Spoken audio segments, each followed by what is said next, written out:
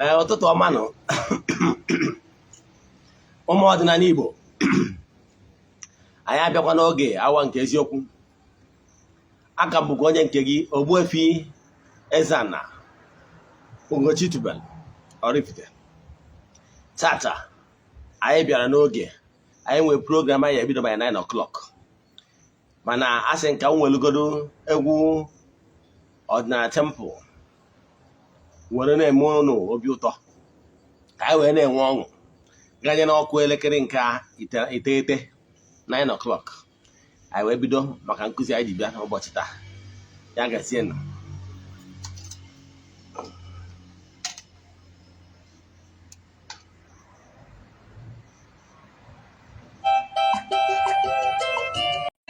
Izuru keme izuru keme izuru keme izuru keme izuru keme izuru keme izuru keme izuru keme.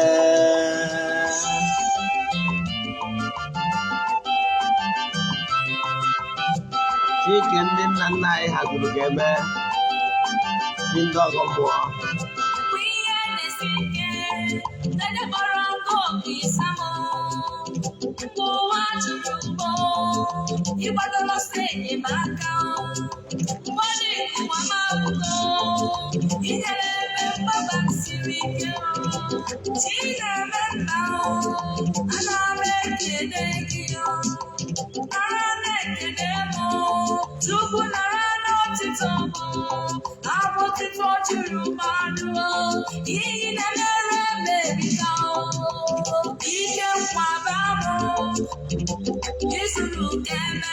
Chineke izuru keme izuru keme izuru keme izuru keme izuru keme izuru keme izuru keme izuru keme izuru keme izuru keme izuru keme Chineke mo izuru keme.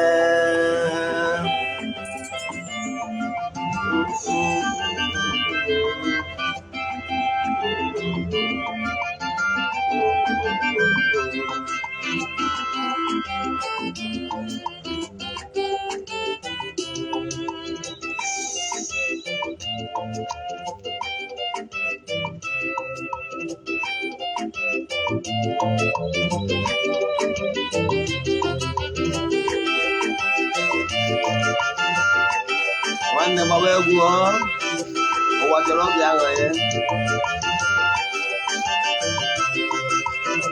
N'ụbọchị taa ihe ji wee kwuo na Chineke furu ka eme ụlọ o mere n'ime ndụ m mgbe e bụrụ onye akaebe. Ọ bụ akụkọ ihe mere n'ime ndụ m ka chọrọ ka m kọrọ gị. Ọ bụ akụkọ mere eme. N'arọ 2020 mgbe e nwere COVID-19, precisely 7th of April, ị ga-elota that total lockdown enwere nationwide. Mana before that total lockdown na 7th of April ka m si Abuja wee nata n'ala be nna m. Mana before nke eme, a na-akpọbụ m ọkpụkpọ oku na mbasa oku m akpọrọ ịzọ ndụ ndị mmadụ iji onyinye amara Chineke nyere. Mana maka iyi na-eriri m eri site ndị ụka ọbịa,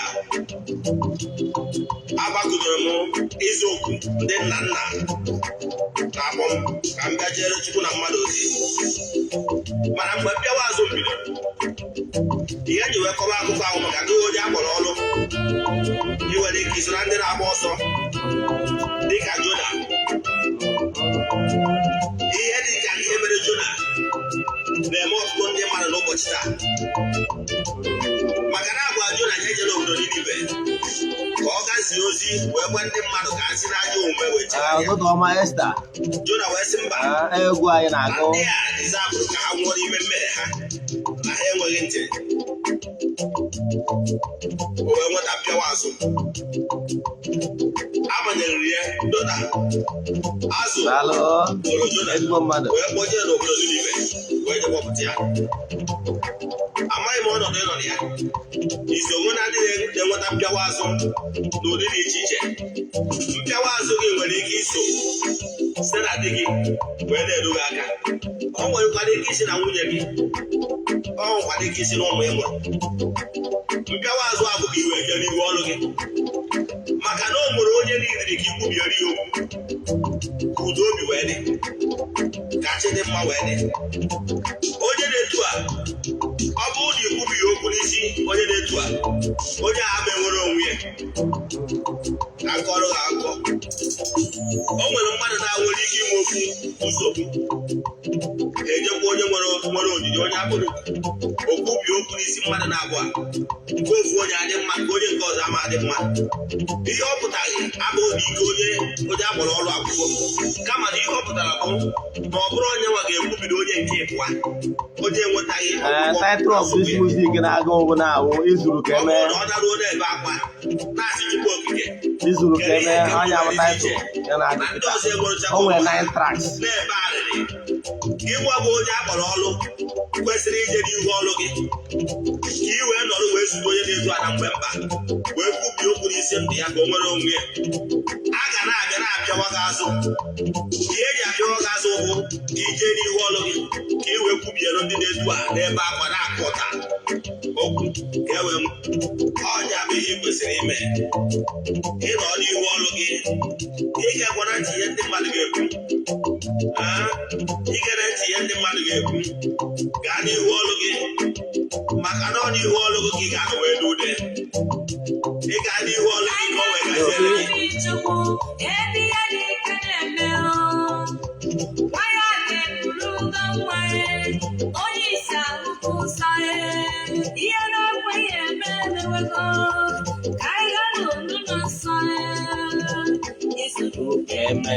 Chineke izurukeme, izurukeme, Chineke izurukeme, Chineke izurukeme, izurukeme, izurukeme, izurukeme, izurukeme, izurukeme, izurukeme, izurukeme, izurukeme, izurukeme, izurukeme, Chineke mo.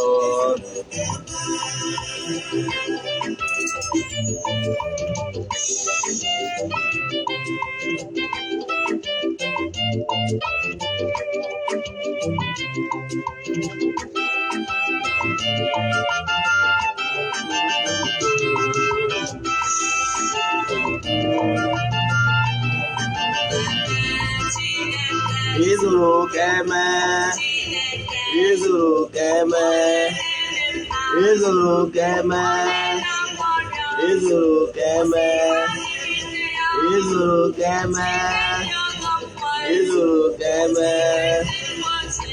izurukeme, izurukeme, izurukeme, izurukeme, izurukeme, Chineke mo izurukeme.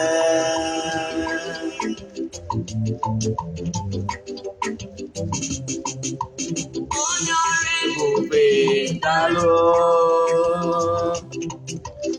onye ọrụ ebube daalụ, onye ọrụ ebube daalụ, onye ọrụ ebube daalụ, onye ọrụ ebube daalụ,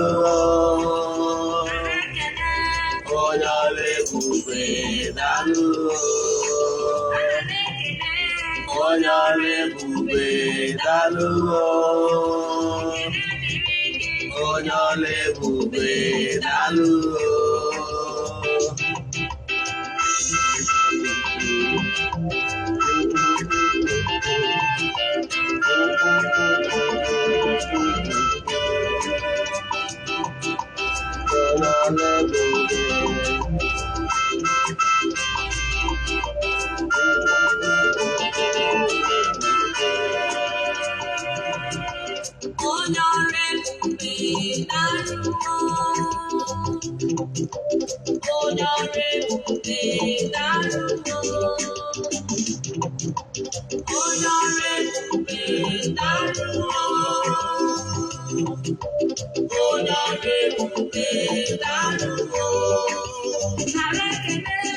onye ọrụ ebube daalụ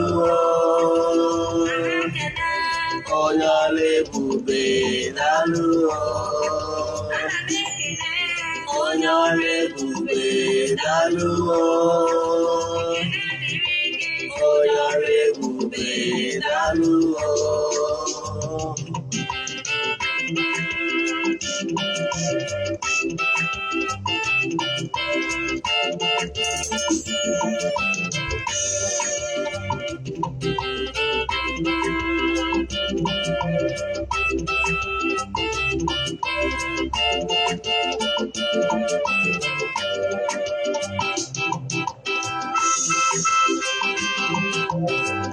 isi ya na m ekele gị ụtụtụ ọma ezigbo mmadụ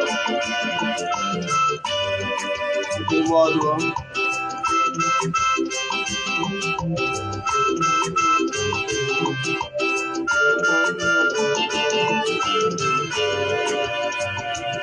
onye ọrụ ebube achọrọ ka ọrụ gị akụkọ mere eme n'ihe gbasara ndụ onwe m. Mgbe m bidoro ọrụ a wee zụọ ọgwụgwọ okwu akpọrọ m, echefukwana na ogologo arọ mgbagoro mbọ dịka mmadụ zụọ ahịa dị iche iche, enweghị m mbuli elu n'ụdị nke m nwere na nke ikpeazụ a n'ọrụ a, maka na m zara okwu wee nọrọ n'ebe ezumezu m na Chukwu-okike kwadoro n'ebe m ga-anọ wee jee ozi n'etiti ụmụ mmadụ. Mgbe m bidoro wee zaa okwu a, mgbe a na-enweta mpịawa azụ, ihe niile m nwere elu zuru m ihe niile all I labored for n'oge m nọ n'Abuja, mana ndị mụ na ha so kwere m nkwa wee gwa m mụ jebe n'ihu ọrụ m ka ndị kwupụrụ okwu n'isi ndị nọ na mkpamkpa, na mgbe m na-eme nke a na ihe niile furu efu n'ime ndụ na-aga ewechigatara m ya, na akụnụba ihe akụ na ihe enwenwe ndị funarịrị m eri ogologo oge wee riri m eri. Mgbe m anọrọ n'ihu ọrụ, maka na ọ bụrụ na ị nọghị ebe Chukwu chọrọ ka ị nọrọ, ị na-eti igwe na-achaghị acha, ịgbasịa mbọ everyday obi is a boy, everyday obi is a boy. Mana mgbe m tinyetara n'ihu ọrụ m, ihe niile ahụ ma enweta ya eri ogologo oge ya ka m nwetaziri n'oge nke a. Nke a ka m na-agwa gị ihe eji enye akụkọ mgbaama testimoni a ka i wee were mụrụ ihe. Mgbe m bịara n'ihu ọrụ n'ụbọchị taa, ọchịchị obi m inwe ezigbo ụlọ,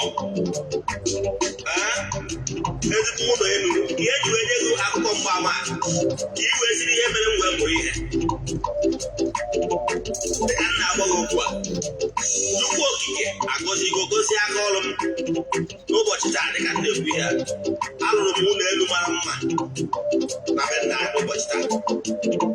Ha jikwa ụgbọala ụdị ọchịchị obi m wee chọọ m mma na nke ikpeazụ a. So so ihe ji wee agwa gị ihe abụ ka ọ bụrụ ihe ịgba ama wee nye gị ọchịchị obi m niile dị iche iche na-abịa na mmezu n'oge a nke bụ na m na-enwezi aṅụrị nke bụzi na m na-anọzi bụrụ onye enyemaka na-enyere ọtụtụ ndị mmadụ aka ma ndị ọnọdụ ha dị ala n'ụbọchị taa maka n'ihi na m nọ n'ihu ọrụ m amaghị m ihe ị na-agabiga mana ana m agwa gị chigharịa ihu ọrụ gị ihe ọbụla bụ nsogbu gị ga-abịa na nkwụsị okenye ọbụla furu efu a ga-agbachikọtara gị ya a sị m na onye ọrụ ebube o mezuoro gị ihe niile ya mgbe ị na-anụ okwu a ma na-etinye n'ọrụ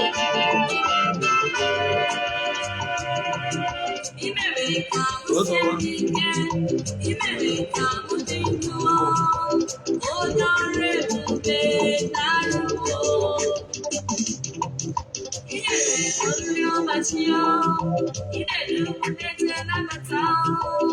onye ọrụ ebube daalụ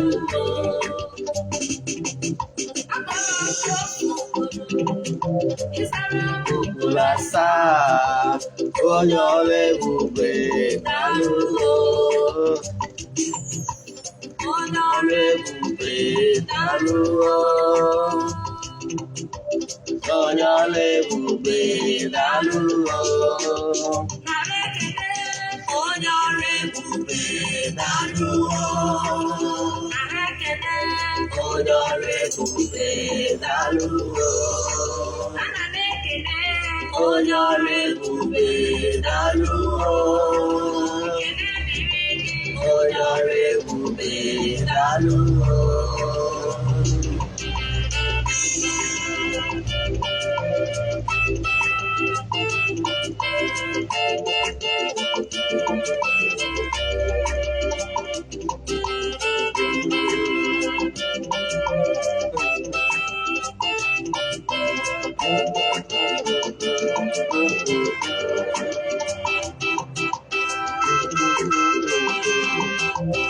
onye ọrụ ebube daalụ onye ọrụ ebube onye ọrụ ebube onye ọrụ ebube daalụ onye ọrụ ebube daalụ onye ọrụ ebube daalụ onye ọrụ ebube daalụ onye ọrụ ebube daalụ nara ekele onye ọrụ ebube daalụ onye ọrụ ebube daalụ onye ọrụ ebube daalụ onye ọrụ ebube daalụ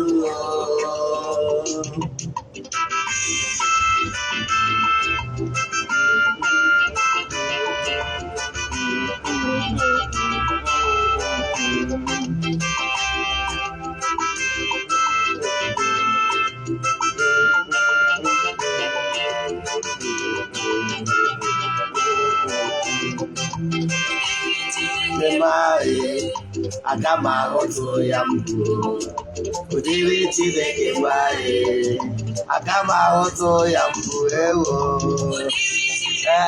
anyị adọbiri ebe a daalụnụ ụmụ ọdịnala Igbo oge anyị ji abata n'anya bụ mmemme oge awa nke eziokwu oluona ọkụ na 9 yes ọ bụrụ na anyị mesiwakwa program anyị ga-ejikwa ya egwu wee bịachie nya m ọnọdụ ndị ka anyị sikwa gị na nkwa agwa gị na taa bụ anyị ga-ebido na-ewetaziri onye bụ egwu nya ka anyị ga-eji na-abata nya ka anyị ga-eji wee na-ana daalụnụ egwu ị nụrụ the music you just heard now belongs to Ogbuefi EZE-ANA Ugochi tubelu na temple nke dị n'Oraifite. Yes, ọ ngalaba nke evangelism anyị echefuna na Ogbuefi EZE-ANA Ugochi tubelu bụ onye isi nchụaja na Ugochi tubelu na temple anyị na-agba afa miri emi lụkwazi ọrụ mmụọ dị iche iche. anyị nwekwazi ngalaba nke administration anyị kpọrọ ọmụnwa ụgwọ onye isi nchụaja ọdịnala restoration prayer ministry. Ọya m ngalaba nwa egwu a then gwakwazie gị na mbụ onye mgbasa ozi ọdịnala Igbo. My mission is to help people live better life. Anyị abatagoro oge awa nke eziokwu. Ihe anyị ji wee bịa n'oge awa eziokwu niile ị kwesịrị ịma the way it is. Ọnya ka anyị ji wee bịa. Isiokwu anyị ji wee bịa n'ụbọchị taata bụ the 7th commandment, iwu nke Chukwu nke 7 ga-ezu n'ori. Thou shalt not steal. Ọ iwu Chukwu, Chukwu-okike onye pụrụ ime ihe niile. Yes, ma before anyị gaa n'iru na ya bụ isiokwu anyị ji bịa n'ụbọchị taa, ọkwa dị mkpa echefukwara na aja anyị na-achụ kwa ọnwa nke ọnwa Julaị ga-ebidokwa na July 6th. So ọ bụrụ na ị chọrọ isonye na ya, send the 3 prayer request, email donation to our account created for it. Ndị na-esonye buru anyị amarago the account, mana ọ bụrụ na ịbụ onye ọfụ, send them message na WhatsApp 0805 7837 672. Aja nna achụrụ onwe m n'arọ gara aga wee gbadaba. Aja nna achụ aja na-ebuli mmadụ elu, mana ndị mụ na ha sosi mụ mezie ka ọ bụrụ aja ndị ọzọ ka na-esonye na ya. Aja ọ na-aba ya chụcha 14 days anyị were egbu wee mesara ka ka ndị afụrụ anya na-ede ude anyị nwa na-ede. Daalụnụ. Echefukwana na anya bụ ụbọchị 29 nwa ụbọchị anyị ga-appreciate our friends and fans. Ịghọtago? O nwere ndị dị iche iche ga-elite elele anya bụ ihe onyinye anyị ga-enye ndị mmadụ na kategori dị iche iche. Ọ nwekwanụ ndị ụwa na-atụ n'ọnụ, ndị bụ na ọnọdụ ha adọrọchọ ihe a ga-eri echi ga-esokwa dite elele n'ụbọchị ahụ. Gwakwazi gị na anya bụ nwata nwaanyị nwere nsogbu, yes, no crushes for years, ga-anọ life ụbọchị anwa bụ 29th Wednesday. You are invited to isonyere anyị na ya bụ aja, isonyere anyị na ya bụ live program that day. Ihe niile ga-eme life. Onwe ihe m nwere onye m nwere inye onye ego nye m ya, then nwekwazie nke ndị friends and well wishers weta m menyekwu ya. Ihe niile ga-eme life. Then m mejikwa opportunity wee lota ndị my friends and well wishers. Ya gazie.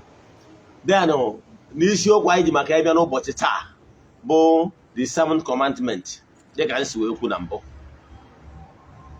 Wee kọwaa na ya bụ iwu nke Chukwu nke 7, thou shalt not steal. So na iwu nke Chukwu, iwu 10 Chukwu-okike nyere mmadụ. After creating the entire universe, he gave a mandate to the entire creation what they must do so to maintain harmony in the entire creation. Iwu a abụrụ sọ mmadụ ka e nyere iwu, nwere ọtụtụ iwu e nyere entire creation, the forces of nature. Dịka enwere a na-akpọ natural laws of homogeneous species, nke gụnyere na givers never lack. Enwere ihe bụ natural laws, bụrụ onye kụrụ ka ọ ya aghọrọ. Ihe ọbụla iyi ebute nature, you receive it back. Laws of homogeneous species, laws of reciprocal actions, and less of them. Any natural laws given to an entire creation. But these natural laws of 10 or commandment that is exclusively for man, so that there will be harmony in the entire creation. Yes, Nwekowagoroge na iwu nke mbụ na nke abụọ is belong to the Almighty. That all Chukwu-okike bụ the unmovable mover, nyanwa bụ onye ji ike niile. Wee gwa gị na nke ịtọ bụ na-atụrụ anya na mmadụ ga-enwe establish relationship between mmadụ na all the elements. Ndị anjelu nke Chukwu na-ejere Chukwu na mmadụ ozi. Wee gwa gị na Chukwu adịghị ezu ike maka na Chukwu abụghị mmadụ, ike adịghị agwụ Chukwu. Wee gwa gị na ụbọchị asị gị debe asọ the holy day of obligation bụ ụbọchị atụrụ anya na ị ga-ewepụta gị na ụmụ mmụọ dị iche iche ji akparịta ụka. Wee gwazie gị na bido na iwu nke Chukwu nke 4 wee ruo na nke iri 10 is solely for man. You hear what man can do in order to be in harmony with fellow man. So there must be harmony if man will stick to these laws. The 7th commandment, this world is a beautiful place. If only man will live according to the will and the laws of nature. How it's supposed to be is that you dare not take what that does not belong to you forcefully. That if there is any reason for you to take what is not yours, please inform the owner. That is the right thing. And that is how this world should have been.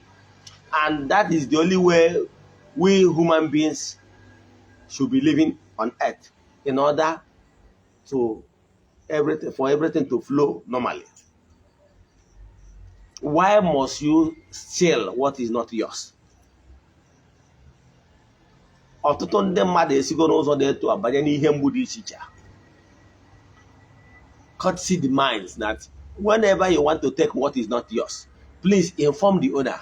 Please, I need this. Can I make use of it? Let the owner say, okay, can.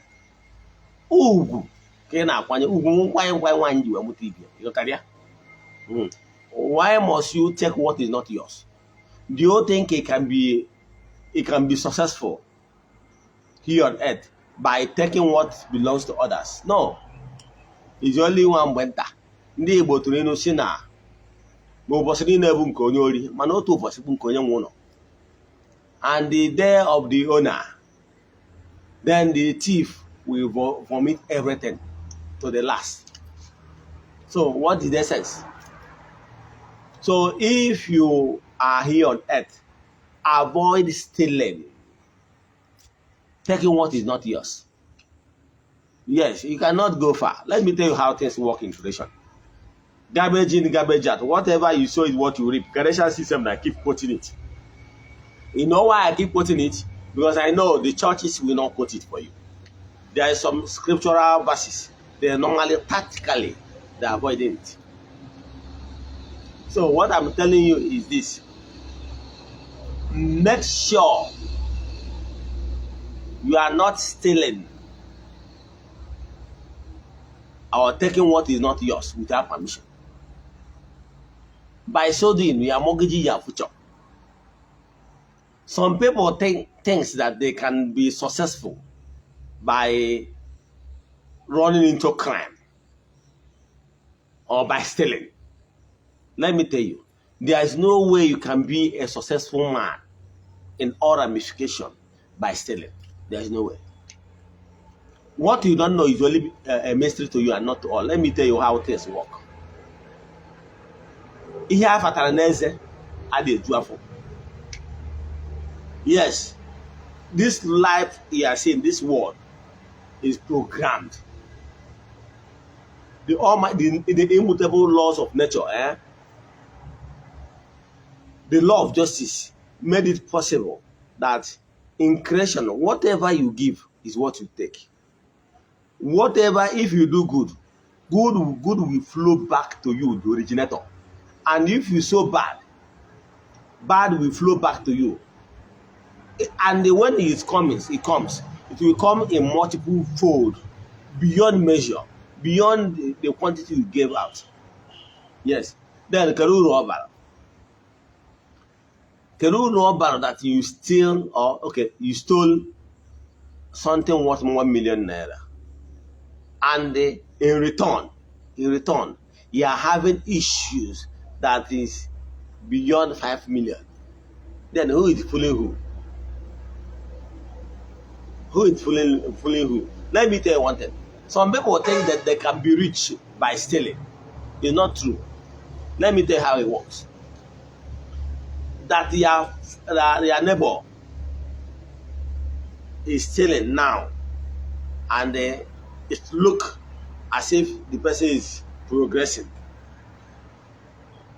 It's because you don't see beyond your nose. Yes, such stealing will never last. Such progress will never last. Okay, let me paint a picture. And I like you home math. If in the entire creation, your destiny, your karma have already programmed because of what you have sowed in your previous earth life, you have sown riches, you have sown goodies of life. Maybe in that previous earth life, you did not live long enough to enjoy the fruit of your labor. Law of nature that is in charge of distribution will make it possible for all the goodies, because nature can never own you. Yes. Any good thing over the email, you must reap it. It's natural laws. If you have a plant corn, nurse your corn, during the time of harvesting, nobody will stop you from harvesting your corn. It's natural laws. So in creation, if you have lived a good life in the past, and now in this present earth life, it's time for you to harvest, start and enjoying the fruit of your labor. Nobody will stop you from enjoying it. Nobody. Now, if you are already destined in this present earth life that you will be a millionaire or a billionaire, nothing on earth will change it. Yes, that million will come, direct or indirect. People will love you. People will like to give you connection. People will like to give you contact. People will help you. People will dash your money. People can dash your car. People can dash your houses. Nature made it so because you will reap what you sow. Maybe in your previous earth life, you're a cheerful giver. You email or God teacher. You ask a lot of things to people. You help people to build house. You help people to get one thing or the other. Now, nature is trying to pay you back. In their present earth life, nature will touch some people's heart to dash you car. Nature will touch some people's heart to build house for you. So sometimes some of them, these people might be people that have already crossed your path in the previous earth life. My brother, if you understand how things work, you will run and start living right. Let me tell you, people that help you today might be people you help in your previous earth life. Maybe you cross your path. Example, do you know why I normally like to do good for people? Good pays. Yes. Somebody, maybe I don't know the person, I don't have any blood relation with the person, and I help the person here in this present earth life. For any reason, in the next earth life, if we jam each other, cross our paths, there is this particular love that will flow because I love the person, that heart, that spirit in the person. And the warm ego, I have this feeling of love to help the person, to change something, could be a cause of joy to that particular soul, spirit, that is the person. Now, and the person is so happy that I, EZE-ANA Ugochi, that happiness and that sharing of love in giving and receiving. In the previous earth life, in the next earth life, in the earth life, once we cross our path again, there will be this kind of joy in two of you that attracted two of you. That joy is what started in the previous earth life.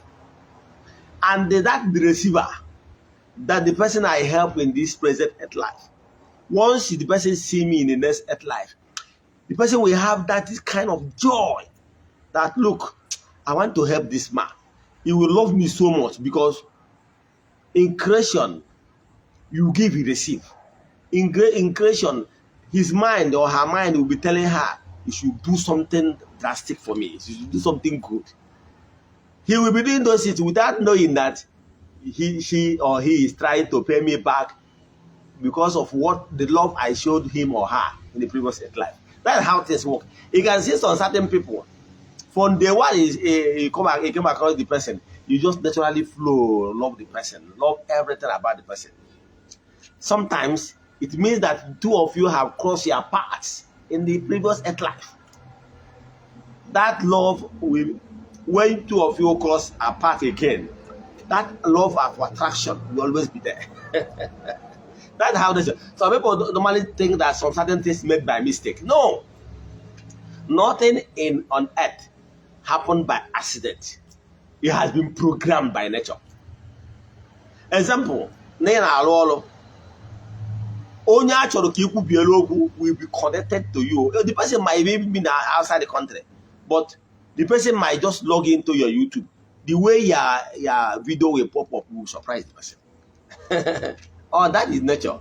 Understand? Oh, when you hear on a side, I've already related to you, but your video will just pop up because nature wanted two of you to link. So now let me tell you that there is no evil gain that is in evil and stealing. It will be for nwata nwaanyị a example. Ọ bụrụ na nwata nwaanyị mere m ọgọ in the previous earth life. Ma nwoke mere m ọgọ in the previous earth life. In this present earth life, once he or she cross my path, I will be having this urge in me to help. And I can only find joy when I help that particular soul, spirit. To balance what I'm owing the person in the previous earth life. So the life balance. Some people will say life no balance. A balance. But why he says it's not balance here? Just judging with this crocodile eye, physical eyes. But if you understand that life without end, life is a continuous one, you know that it balance. Whatever that seems not balancing in this present earth life will balance in the next world. That is love karma for you. Now, when you get from what I want, or decide they have to live wayward life, lose life, call it wrongs. Or maybe call it ordinary friendship. Man, if you can't do what you name, oh, you got to danger. If one and work a good motor, work a mediocre, work a near connection, work a near contact of all more, we here get change life here for good. Within short time, the person will start seeing money. We can contact more. Do you know that there are so many ways to make money online? You know. Yes. And he doesn't can work a lady I respect so much, Linda Cage. He's a blogger. Man, that you know that some people are making money from TikTok. Do you know? Do you know that some people are making money using sound.me? Do you know? Do you know that some people are making so many money? I don't want to start it. Do you know that some people are making money by buying some certain things online and go to another marketplace, another website like gg.ng and resell those markets with margin, profit margin? Do you know? Do you know that some people are making money by being a programmer, creating website and whatever? Do you know? What you don't know is already a mystery. Yes. Before I answered my call, I have been making money in social media because I'm a trained networker. Yes, I'm a trained networker with my company then. I'm executive director in networking ranking then. So what I can tell you is that there are so many ways of making money, but you don't know. But you can come across someone that will guide you step by step how you can be making money using YouTube and other social media platforms. Do you know? You don't know. Sometimes you have a negative mindset to come to social media and steal, but thinking that is the only way. No, there's many other genuine and responsible ways to make genuine money, but you don't know it. Do you know that some people normally come to Facebook for just to have fun, while some are there for real genuine business and creating a lot of things? Do you know how much that this Snapchat? Do you know that Facebook is not the owner of the originally created Snapchat? That someone else created it, a young man, I think about 26 years. Yes, early 20s. Maybe we went late 20s now. created and Facebook bought it from him. Do you know? Do you know how much they paid him? Do you know that Facebook is not the original creator of WhatsApp, that they bought WhatsApp? Do you know? Do you know how much they bought WhatsApp? Do you know that some other apps that are buying and linking and all that, do you know how much they're making? It's somebody that cracked his brain and created those apps. I can tell you, even as you are looking at me now, if you create a good content app, believe in me, millions of dollars will follow you. So people will like to pay millions of naira just for you to transfer. Huh? So do you know? So many other things. I don't want to start telling you so many ways of making genuine money on social media. But let me give you an example. Somebody you helped in the past can come here and now decide to give you a link, show you what you don't know. Example, if a guy is destined to be a rich man, now somebody can call you and say, my brother, I used to import so and so products. Can you be my supplier? Can you be my agent? Can you be my distributor? From nowhere, and decide to help you. And if you are honest enough and refuse to steal the person's money and very honest with the person, believe in me, gradually you grow. You know. Some people think that they will make money by stealing. When they go here at an any money you make by stealing, believe in me, you will squander it. You know why? You don't know how to create wealth. Go and check. There are even some people that won lottery in the past. Today they are broke. I can't remember one American lady that won lottery in the past. Today she's broke. Do you know that some people are making money maybe from betting and whatever? Today they are still broke. Do you know why? They did not know how to learn how to create wealth from scratch. And once you get that money, you will squander the money, hoping to get another tomorrow. And that tomorrow one is expecting might not come. Or maybe before that one will come out, the old one he has at hand will be liquidated before he gets another one. But what I can tell you is this.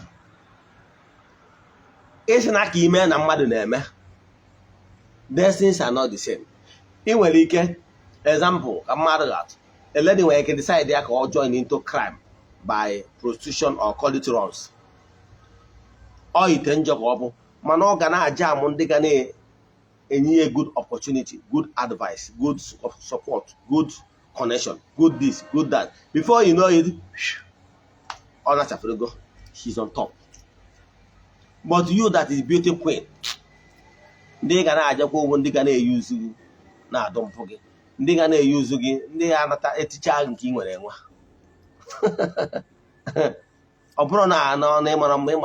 He have it all the cops in the right places. But what is happening? He gonna want our negativity in high places.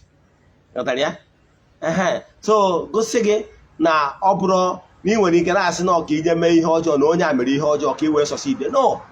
Onya anwa succeed can what ihe mere no. Exactly. Let me open your eyes a little. What happened is that particular person that is into crime and seems like he's getting money now is because the person has been destined to be a millionaire. And when time comes, whether the person is in crime or the person is a legitimate business, that million will flow back. Do you know why? The person have cultivated goodies in the previous life, and in nature, this is the time to pay him back. Maybe he did not live long enough in the previous life to reap the goodies which he or he has. So now in this present life, those goodies will flow back to him.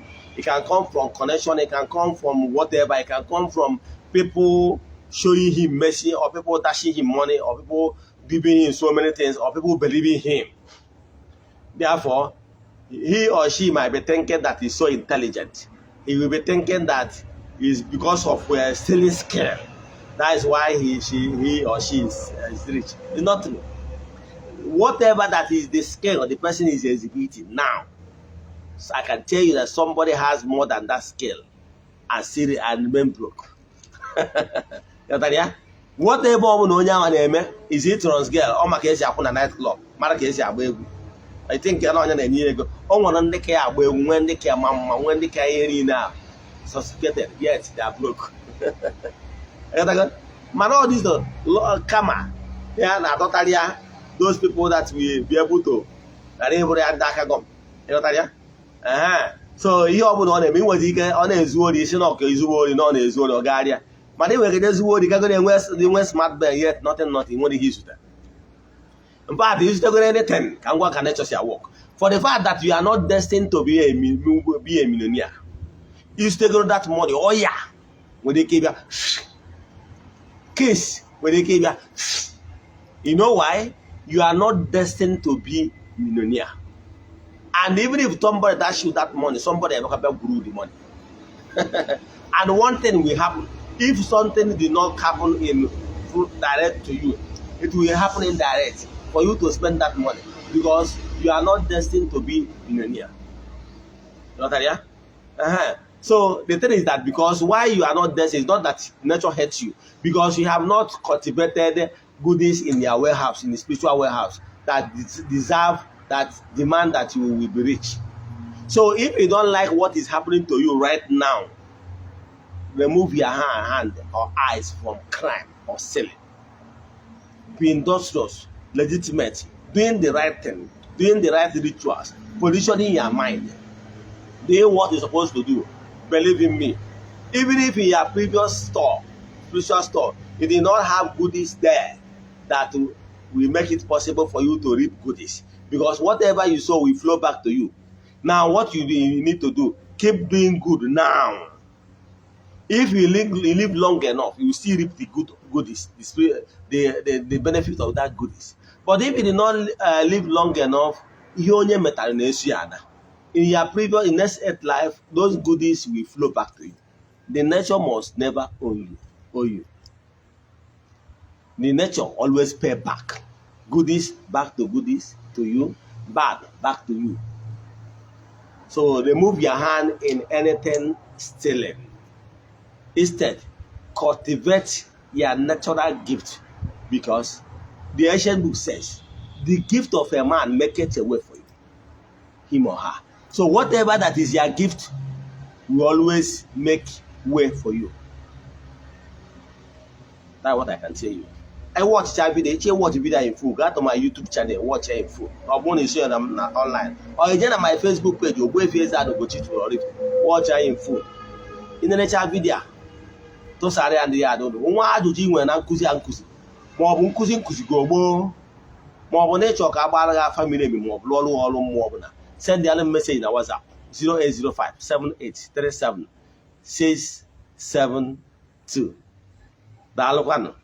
Anyị ga-apịakọta mana anyị ga-ejikwa egwu anyị wee sịkwa gị ka anyị gatụkwa n'ihu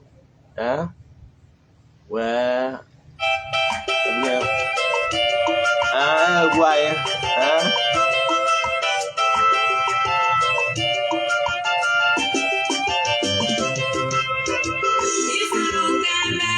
Chineke anyị kpọsịa trak ya anyị mechie ịzụrụ keme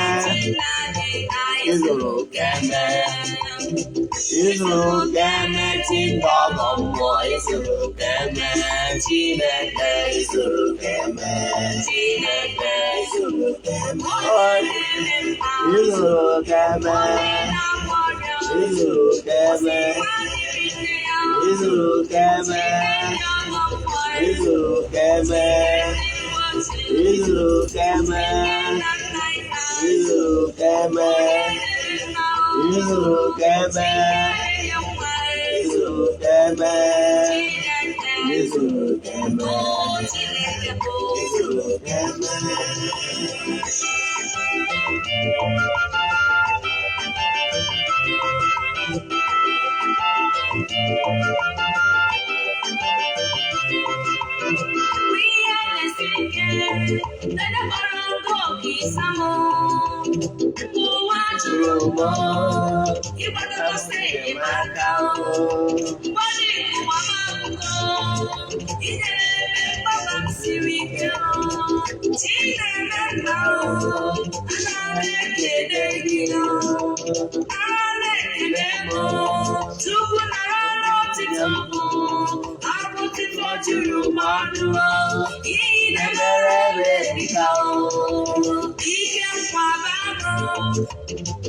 Izuru keme Chineke, izuru keme Chineke, izuru keme Chineke, izuru keme Chineke, izuru keme, izuru keme, izuru keme, izuru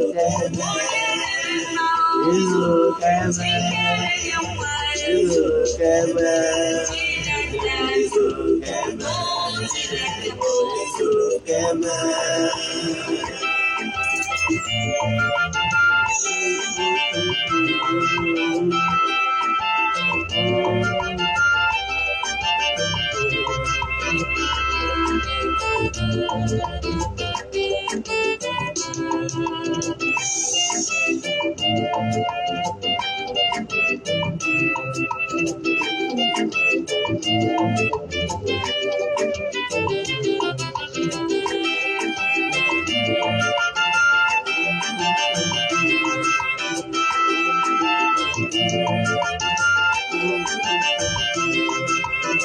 N'ụbọchị taa, ihe eji wee kwuo na Chineke zuru ka eme ụlọ o mere n'ime ndụ m mgbe e bụrụ onye akaebe. Ọ bụ akụkọ ihe mere n'ime ndụ m ka a chọrọ ka m kọọrọ gị. Ọ bụ akụkọ mere eme. N'arọ 2020 mgbe e nwere COVID-19, precisely 7th of April, ị ga-elota that total lockdown enwere nationwide. Mana before that total lockdown na 7th of April ka m si Abuja wee nata n'ala be nna m. Mana before nke eme, a na-akpọbụ m ọkpụkpọ oku na mgbasa oku m akpọrọ ịzọ ndụ ndị mmadụ iji onyinye amara Chineke nyere. Mana maka iyi na-eriri m eri site na ndị ụka ọbịa, agbakụnyere m ịza oku ndị nna nna na-akpọ m ka m bịa jere Chukwu na mmadụ ozi. Mana mgbe m bịawa azụ mbido, ihe ji wee kọba akụkọ ahụ maka gị onye akpọrọ ọrụ. Ị nwere ike iso na ndị na-agba ọsọ dịka Jona. Ihe dịka ihe mere Jona na-eme ọtụtụ ndị mmadụ n'ụbọchị taa.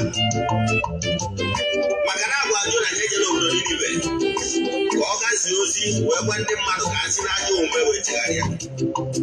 Jona wee sị mba, na ndị a dịzabụrụ ka ha nwụọ n'ime mmehie ha, na ha enweghị ntị. O wee nweta mpịawa azụ. Amanyere ya Jona azụ tụrụ Jona wee kpọjee n'obodo Ninive wee je kpọpụta ya. Amaghị m ọnọdụ ịnọ na ya. Iso onwe na ndị na-enweta mpịawa azụ n'ụdị dị iche iche.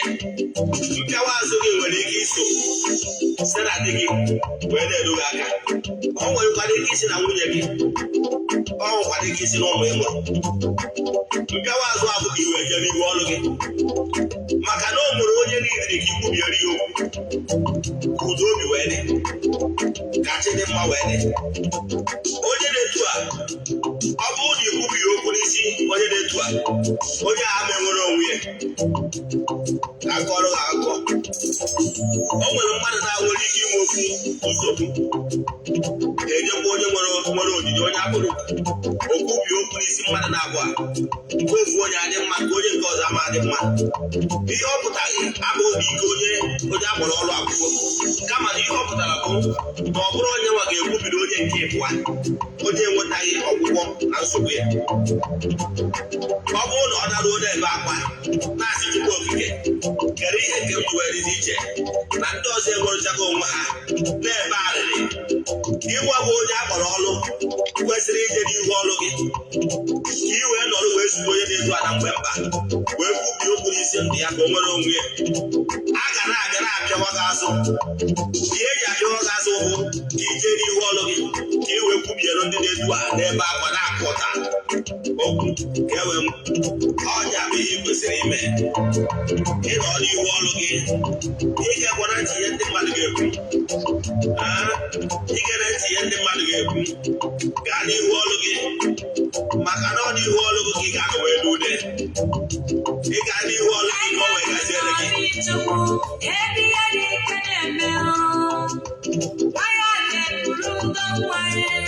onye isi ahụhụ nsọ ihe na-ekweghị emewego karịa n'olulu nsọ ezuru kemere Chineke ezuru kemere Chineke ezuru kemere Chineke ezuru kemere Chineke ezuru kemere ezuru kemere ezuru kemere ezuru kemere ezuru kemere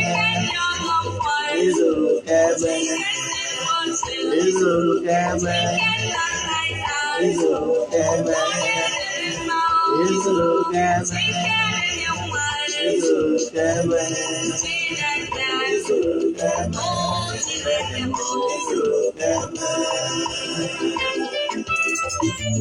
daalụnụ ife ọma ebekue daalụ nwaanyị dị mma ụtụtụ ọma daalụ ekenego m ndị sonyere anyị n'oge awa nke eziokwu n'aha Chukwu-okike nke pụrụ ime ihe niile a sị m ka onye ọbụla ndị niile nọ under the influence of my voice all over the world a sị m na distance will never be a barrier ezughị oke ọbụla ama abụ a barrier n'aha Chukwu-okike nke pụrụ ime ihe niile ekwubie m okwu n'isi gị na-asị ka ihe ọhụrụ bido mmebe n'aha Chukwu-okike nke pụrụ ime ihe niile daalụnụ ya gazienụ